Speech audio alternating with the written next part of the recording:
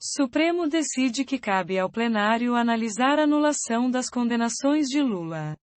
Ministros discutiram a competência do plenário antes de julgar recursos apresentados pela PGR e pela defesa do ex-presidente sobre a anulação das condenações. Julgamento, que ainda analisará a decisão de Fachin sobre anulações, deverá ser retomado nesta quinta. O Supremo Tribunal Federal, STF, decidiu nesta quarta-feira 14, por 9 votos a 2 que cabe ao plenário da Corte decidir sobre a anulação das condenações impostas ao ex-presidente Luiz Inácio Lula da Silva pela Justiça do Paraná na Lava Jato.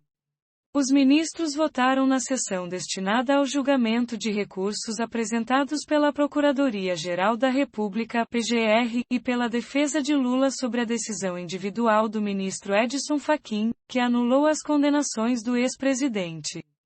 Veja mais abaixo vídeo com trechos dos votos dos ministros e também vídeo sobre a anulação das condenações.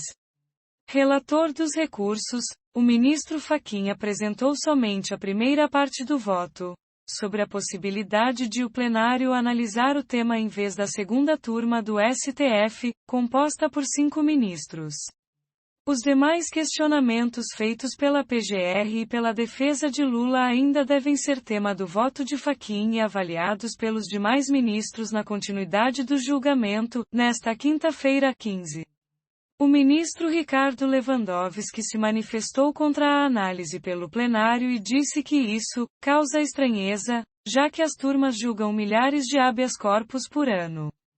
Da última vez em que isso se fez, com aquele habeas corpus que discutia a presunção de inocência, isso custou ao ex-presidente 580 dias de prisão e causou-lhe a impossibilidade de candidatar-se à presidência da República, criticou. Segundo Lewandowski, o juiz natural, naquele momento foi superado. O ministro Nunes Marques acompanhou Fachin. Esse encaminhamento feito pelo relator é irretratável, temos que enfrentar a questão, defendeu. O ministro Alexandre de Moraes argumentou que a estrutura do Supremo se faz para privilegiar o plenário. O ministro Luiz Roberto Barroso também acompanhou o relator. Desde que me tornei juiz, abdiquei na minha vida de quaisquer preferências políticas, ressaltou, só eu afetei, enviou 2 casos ao plenário esta semana. A ministra Rosa Weber defendeu que a previsão de o relator enviar processos ao plenário está no regimento. Em seguida, o ministro Dias Toffoli também acompanhou o relator. O regimento é claro, disse.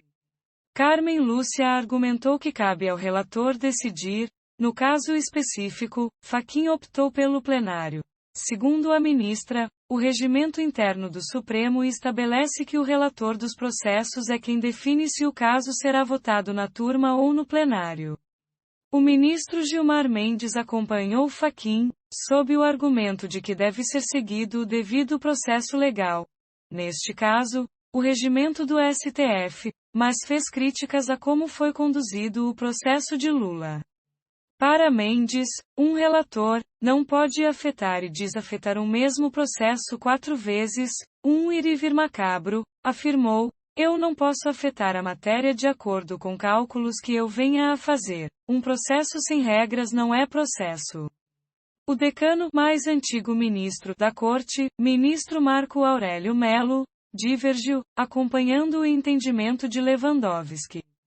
O ministro disse que há um desgaste das instituições pátrias, e que, para o envio de um caso ao plenário, seria necessária uma divergência entre as 2 turmas, o relator precisa ter base juridicamente aceitável, afirmou. Último a votar, o ministro Luiz Fux, presidente do STF, também acompanhou o relator, ministro Edson Fachin.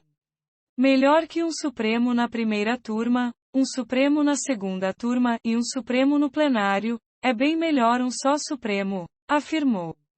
Ao derrubar as condenações, Fachin entendeu que não há relação entre os desvios praticados na Petrobras, investigados na Operação Lava Jato, de Curitiba, e as irregularidades atribuídas a Lula, como o custeio da construção e da reforma do tríplex do Guarujá.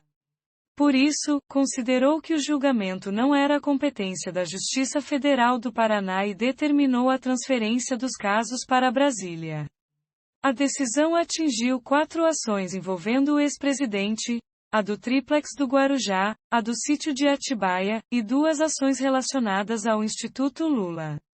Em consequência da decisão, as condenações de Lula foram anuladas, ele recuperou os direitos políticos e voltou a se tornar elegível. A PGR quer derrubar a decisão individual de Fachin a fim de restabelecer as condenações e, com isso, tornar Lula novamente inelegível. A defesa contesta o entendimento de Fachin, que extingue processos que apontam irregularidades em julgamentos ligados à Lava Jato, entre eles, o que questiona a suspeição do ex-juiz Sérgio Moro no caso. A segunda turma declarou a suspeição de Moro em 23 de março, por um placar de 3-2. O colegiado entendeu que Moro foi parcial no processo do Triplex. O entendimento do plenário sobre a decisão de Fachin pode ter efeito nessa decisão. A turma do STF anulou todo o processo do Triplex, que precisará ser retomado da estaca zero pelos investigadores. As provas já colhidas serão anuladas e não poderão ser usadas em um eventual novo julgamento.